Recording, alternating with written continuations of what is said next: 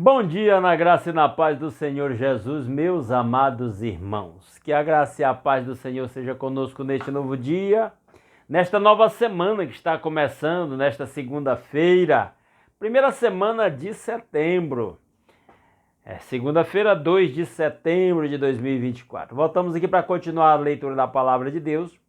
Peço desculpa aos meus amados irmãos pelos 2 últimos dias aí que não pudemos ter a nossa leitura, porque eu tive um problema com o YouTube. Eu pretendia fazer a leitura ao vivo, mas houve um bug lá na plataforma que não permitiu que a leitura fosse feita ao vivo. Eu continuei testando, tinha hora que funcionava e hora que não funcionava. Então, estou fazendo esse vídeo aqui previamente gravado e vou continuar fazendo assim gravado até que eu consiga fazer live novamente, tá bom? Vamos para a leitura de hoje. Estamos então na sequência para ler Josué capítulo 5. Abra sua Bíblia e acompanhe a leitura da palavra de Deus, que diz... aliás, antes de ler aquela fala, eu quero comentar algo. Eu tenho falado sobre profecias que estão se cumprindo diante dos nossos olhos, mas hoje eu vou falar especificamente, depois dessa leitura, de um tema que é preocupante, que está acontecendo no Brasil atualmente, desde o final de semana para cá. Mas vamos para a leitura então, depois eu falo desse tema. Josué capítulo 5, verso 1 diz: Todos os reis amorreus que habitavam a oeste do Jordão e todos os reis cananeus que viviam ao longo do litoral souberam como o Senhor tinha secado o Jordão diante dos israelitas até que tivéssemos atravessado. Esse episódio deve ter sido muito impactante para todos os que ouviram falar dele. Deus abrir as águas do Rio Jordão em tempo de cheia para que o povo pudesse passar a pé. O episódio mais marcante do cristianismo, que supera qualquer outro grande episódio, milagre do Velho Testamento, é a morte de Jesus na cruz. A notícia da cruz de Cristo deve causar o impacto que gera o novo nascimento na vida de todos aqueles que creem em Cristo. Ele continua dizendo: por isso, desanimaram-se e perderam a coragem de enfrentar os israelitas. A fama dos israelitas já estava se espalhando. Aqui ele faz menção da travessia do Jordão, quando Deus abriu as águas do Jordão para o povo de Israel passar. Mas também as notícias das guerras que eles já tinham enfrentado lá contra os reis que ficavam do lado do nascente, do lado esquerdo do Jordão, também já estava abalando a estrutura psicológica daquele povo. Era instrumento de Deus para enfraquecer aqueles inimigos. Versículo 2. Naquela ocasião o Senhor disse a Josué: faça facas de pedra e circuncide os israelitas. A circuncisão era o pacto, era o símbolo do pacto de Deus com Abraão. Então todo descendente de Abraão do sexo masculino deveria ser circuncidado ao 8º dia. Mas aqui é relatado um detalhe que não é dito lá para trás, nos livros anteriores. Aí ele continua dizendo, versículo 3, Josué fez facas de pedra e circuncidou os israelitas em Gibeate Aralote. Ficou conhecido o lugar pelo nome Gibeate Aralote, que era o lugar onde os israelitas foram circuncidados. Ele diz, Gibeate Aralote significa coluna dos prepúcios.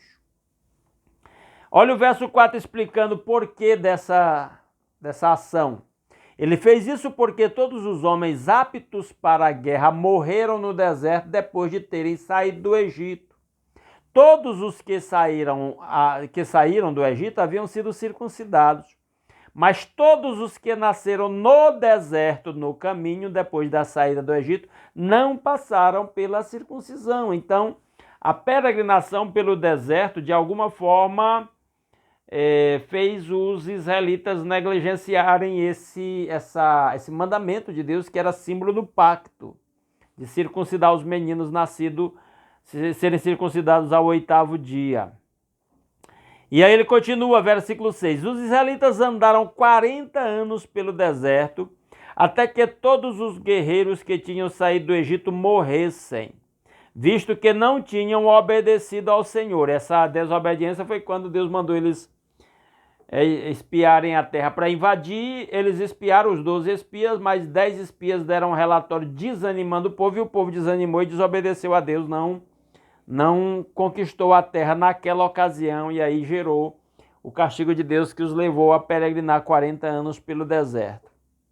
Ele continua dizendo: pois o Senhor lhes havia jurado que não veriam a terra que prometera aos seus antepassados que nos daria, terra onde há leite e mel com fartura. Assim, em lugar deles, colocou os seus filhos, e estes foram os que Josué circuncidou. Então, aquela geração velha morreu na peregrinação no deserto, e a nova geração agora estava conquistando a terra prometida. Detalhe, eles não haviam sido circuncidados, e Josué promoveu a circuncisão de todos eles para cumprir o ritual do pacto, o símbolo do pacto. Ainda estavam incircuncisos porque não tinham circuncidados durante a viagem, e depois que a nação inteira foi circuncidada, eles ficaram onde estavam no acampamento até se recuperarem. Para quem não sabe, a circuncisão era cortar a pele da ponta do órgão sexual do menino. Hoje existe a cirurgia de fimose, é quando aquela pelezinha fecha o órgão sexual e dificulta o bebê até a urinar.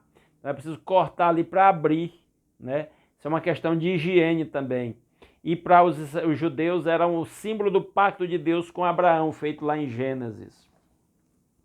E ele continua dizendo, versículo 9, então o Senhor disse a Josué: hoje removi de vocês a humilhação sofrida no Egito. Por isso até hoje o lugar se chama Gilgal. Então Deus deu um novo significado para aquele gesto deles de circuncidar, é tipo assim: agora vocês deixam o Egito para trás, começa do zero. De vez em quando é bom fazer essa renovação de pacto com Deus e recomeçar. Graças a Deus que Ele nos dá essas oportunidades. Verso 10. Na tarde do 14º dia do mês, enquanto estavam acampados em Gilgal, na planície de Jericó, os israelitas celebraram a Páscoa. Então eles aproveitaram para celebrar a Páscoa. E no dia seguinte ao da Páscoa, nesse mesmo dia, eles comeram pães sem fermentos e grãos de trigo tostados, produtos daquela terra. Olha o povo já comendo dos produtos da nova terra que eles estavam agora conquistando, entrando para conquistar. Verso 12. Um dia depois de comerem do produto da terra, o maná cessou. Deus proveu o povo no deserto durante 40 anos com o maná para que eles se alimentassem, além das codornizes que Deus enviou para que eles tivessem carne. E agora, no dia que eles comeram do produto da terra de Canaã, o maná cessou. Hoje o nosso alimento espiritual é a palavra de Deus, que o cristão deve se alimentar diariamente. E ele continua dizendo: já não havia maná para os israelitas, e naquele mesmo ano eles comeram do fruto da terra de Canaã. Eles começam a desfrutar a bênção de Deus na nova terra que eles estavam entrando para conquistar. Versículo 13. Estando Josué já perto de Jericó, que era a primeira cidade que seria invadida, olhou para cima e viu um homem em pé empunhando uma espada. Olha aí um mensageiro divino que vem para lutar a favor do povo de Israel. Aproximou-se dele e perguntou-lhe: você é por nós ou por nossos inimigos? Pergunta de Josué é interessante. Será que ele tinha consciência de que era um anjo? E aí ele pergunta: você é por nós ou por nossos inimigos? E a resposta do anjo é fantástica. Verso 14. Nenhuma coisa nem outra, respondeu ele. Venho na qualidade de comandante do exército do Senhor. Então Josué prostrou-se com o rosto em terra em sinal de respeito e lhe perguntou: que mensagem o meu Senhor tem para o seu servo? A resposta do anjo é maravilhosa, porque Deus tem um propósito supremo, definitivo. E o propósito de Deus não está sujeito aos nossos propósitos individuais e às nossas visões individuais. É muito bom entender isso. Por isso que o anjo diz assim, não estou nem por vocês e nem pelos inimigos de vocês. Eu estou aqui pelo propósito de Deus, para fazer o que Deus quer. Para obedecer a Deus. É como se ele dissesse assim, se vocês forem inteligentes, vocês também devem assumir a postura de obediência e submissão ao propósito de Deus. Porque nós corremos o risco de fazer as coisas para Deus do nosso jeito. E achando que estamos agradando a Deus. E é isso aqui dá-nos a entender que não. Que o propósito de Deus tem que ser cumprido segundo o propósito dele, não o nosso.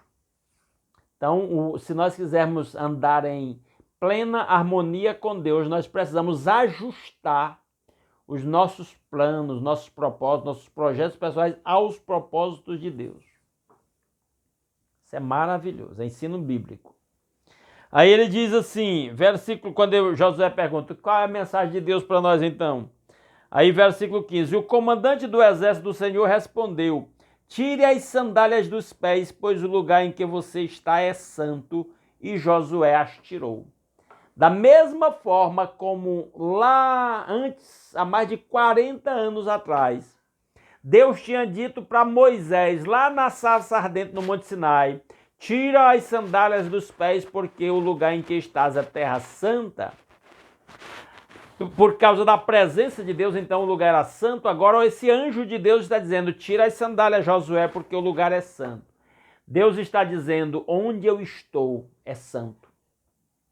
Onde estou, meu servo deve reverenciar a minha santidade.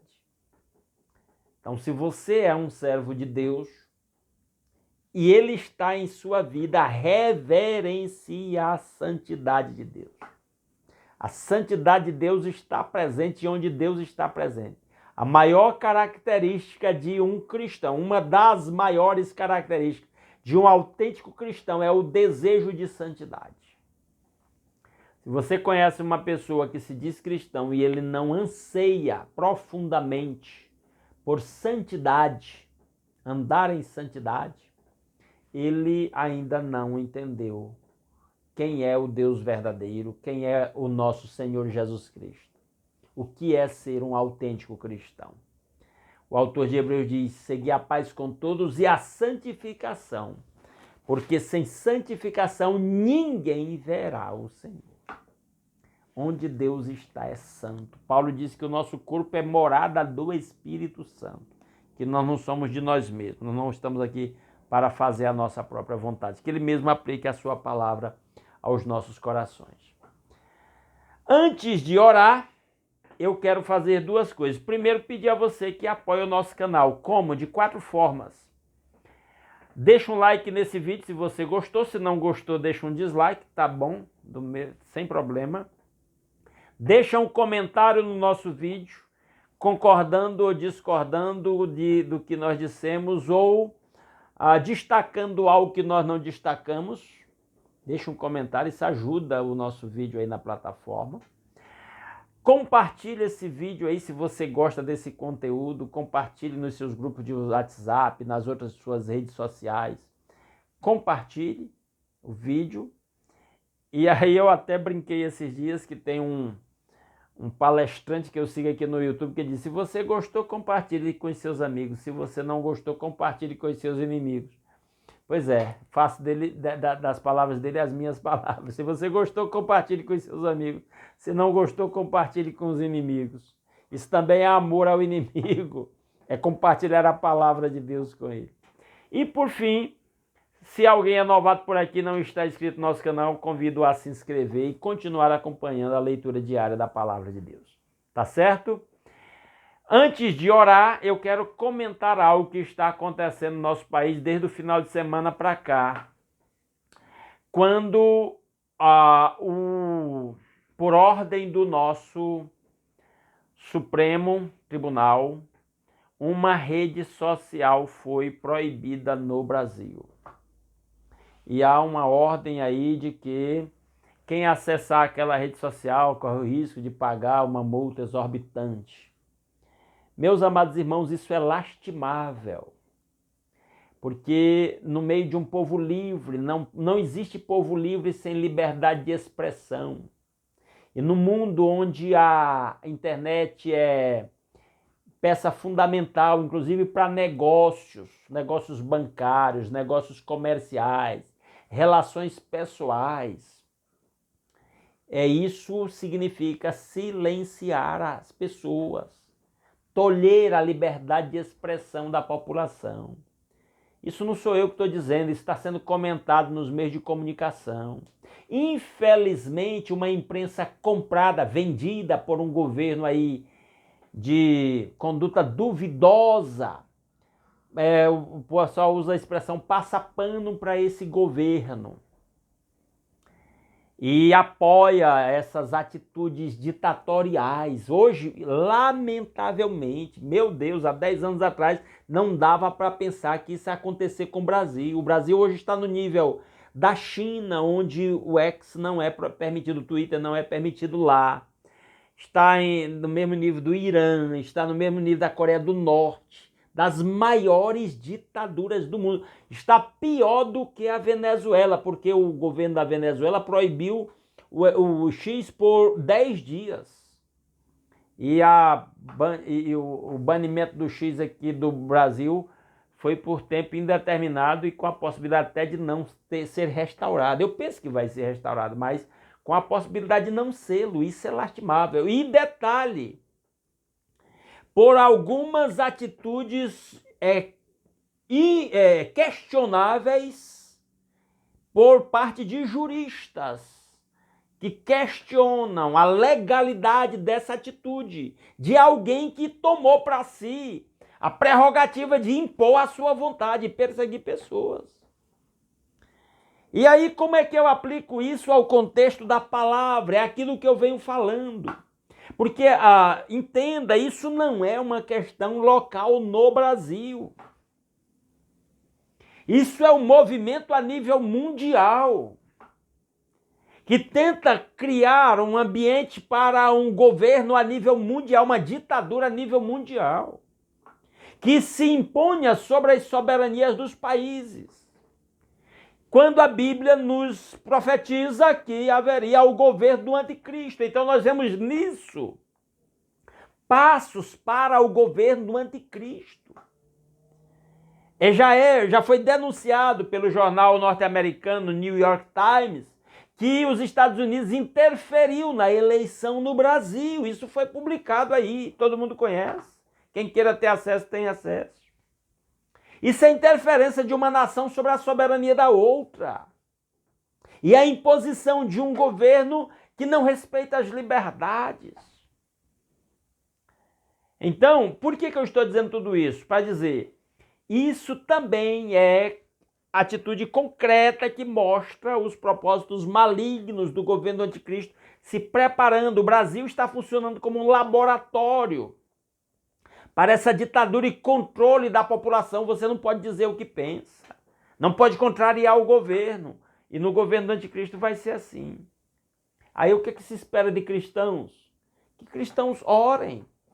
Orem por si mesmos, para Deus lhe dar forças para enfrentar a oposição que virá cada vez mais crescente. Ore pela sua família, ore pelos seus familiares que ainda não entregaram a vida a Cristo. Ore. Clame ao Senhor para proteger sua família, para salvar, para tocar no coração dos seus familiares e amigos, para levá-los a Cristo. E, irmão, igreja, pregue o evangelho de Jesus. Ele é o poder de Deus para a salvação de todo aquele que crê. Pregue o evangelho. Fale de Cristo. Fale da cruz de Cristo para os seus familiares. Ore por eles, pelos seus amigos. Pregue o evangelho. Caminhe em santidade com Cristo. Ore pela igreja do Senhor Jesus. Porque à medida que esse projeto maligno mundial se implementar, virá cada vez mais oposição para a igreja do Senhor Jesus e para os princípios cristãos que norteiam a vida da igreja do Senhor Jesus. Ore, igreja. Vamos orar? Vamos orar. Se você puder, feche os seus olhos onde você está, se una a mim nesta oração e vamos buscar o Senhor a favor das nossas vidas, nossas famílias, nossas igrejas, nosso país, essa geração. Vamos orar. Nosso Deus e nosso Pai maravilhoso, muito obrigado pelas incontáveis bênçãos com que o Senhor nos tem abençoado. Obrigado pela noite de paz, obrigado por um novo dia que se inicia, obrigado por uma nova semana e um novo mês que nós temos. Dádiva do Senhor, a oportunidade de viver novas experiências, de ter novos aprendizados. Obrigado pelo nosso lar, pela nossa família, pelo pão de cada dia suprido em nossa mesa, pela saúde. Obrigado pela oportunidade de começar esse novo dia aqui meditando na palavra e, ó Deus, orando juntamente uns pelos outros, pelas nossas famílias, por nós mesmos, pelas nossas igrejas, pela nossa nação, pelas autoridades, como a Bíblia manda que nós oremos pelas autoridades, pela obra missionária mundial, por esta geração, para que a sua igreja, ó Deus, persevere caminhando, olhando para Jesus, autor e consumador da nossa fé. Que o seu povo que se chama pelo seu nome se humilhe, ore e busque a sua face e converta dos seus maus caminhos, para que o Senhor ouça do céu, perdoe o nosso pecado e sare a nossa terra. Que a bênção do Senhor esteja sobre a vida de cada um dos meus irmãos, suprindo suas necessidades, protegendo de ataques do inimigo, protegendo de gente má, protegendo de gente injusta, protegendo de doenças, protegendo de acidentes, protegendo de qualquer ataque do inimigo. Ó Deus maravilhoso, que a bênção do Senhor esteja sobre cada casa, que cada casa de cada cristão seja um templo onde o nome do Senhor Jesus seja glorificado, onde Jesus seja obedecido. Ó Deus, que o amor, a paz, a alegria, todos os demais frutos do Espírito Santo estejam presentes em cada lar, no relacionamento dos casais, no relacionamento dos pais com os filhos, dos irmãos com os irmãos. Que os pais tenham sabedoria e autoridade para ensinar os filhos na disciplina e admoestação do Senhor. Que a bênção do Senhor esteja sobre o trabalho de cada um dos meus irmãos, fazendo-os prosperar. Para que meus irmãos vivam com abundância e com liberalidade no seu reino. Ó Deus, que aqueles que estão desempregados, o Senhor lhes abra portas de novas oportunidades de emprego, para que tenham o sustento para viver com dignidade, na vida abundante que o Senhor prometeu, para todos aqueles que se submetem ao seu reino. Ó Deus maravilhoso, que aqueles que estão endividados, que o Senhor lhes dê soluções financeiras. Ó Pai, que cada um viva com sabedoria, administrando com sabedoria os recursos que o Senhor tem confiado a cada um. Que a sua bênção esteja, ó Deus, sobre os pastores, evangelistas, missionários, para que sejam instrumentos do Senhor, do seu Santo Espírito. Tenham a sua fé renovada, o seu ânimo renovado para conduzir o seu povo, as suas igrejas, as suas congregações locais no cumprimento da missão até que Cristo volte. Seja com cada missionário lá no campo missionário, protegendo, livrando de ataques do inimigo, especialmente aqueles que estão em lugares onde é proibido pregar o evangelho, em que a vida deles está em risco, onde eles correm o risco de ser expulsos do país, correm o risco de ser preso, de ser perseguido. Ó Deus, em nome de Jesus, protege, faz prosperar o seu trabalho, que eles se alegrem com o fruto do seu trabalho. Que a bênção do Senhor esteja sobre os enfermos, renova a alegria, o ânimo, a disposição no coração daqueles que estão desanimados na fé. Ó Deus maravilhoso, aqueles que estão doentes espiritualmente, restaura, cura com o seu toque curador. Aqueles que estão doentes fisicamente, doentes em casa, no hospital, ou até na UTI. Aqueles que estão tratando contra doenças graves para as quais a medicina não tem mais solução, não tem mais recursos. Ó Deus, faça milagres a favor do seu povo.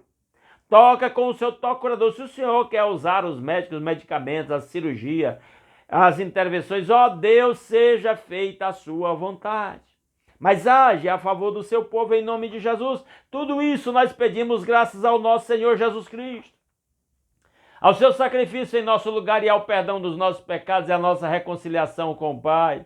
E o privilégio de fazer parte do seu povo e o livre acesso à sua presença em oração pelo novo e vivo caminho, o corpo de Cristo. Ó Deus maravilhoso. Que a bênção do Senhor esteja sobre o seu povo por onde quer que nós vá neste novo dia, nesta nova semana, neste novo mês. para que nós sejamos instrumento para levar a bênção do Senhor por onde nós formos, para compartilhar com todos aqueles que cruzarem o nosso caminho, para que em tudo o nome do Senhor seja glorificado por nosso intermédio. É a nossa petição que fazemos agradecidos em nome de Jesus. Amém.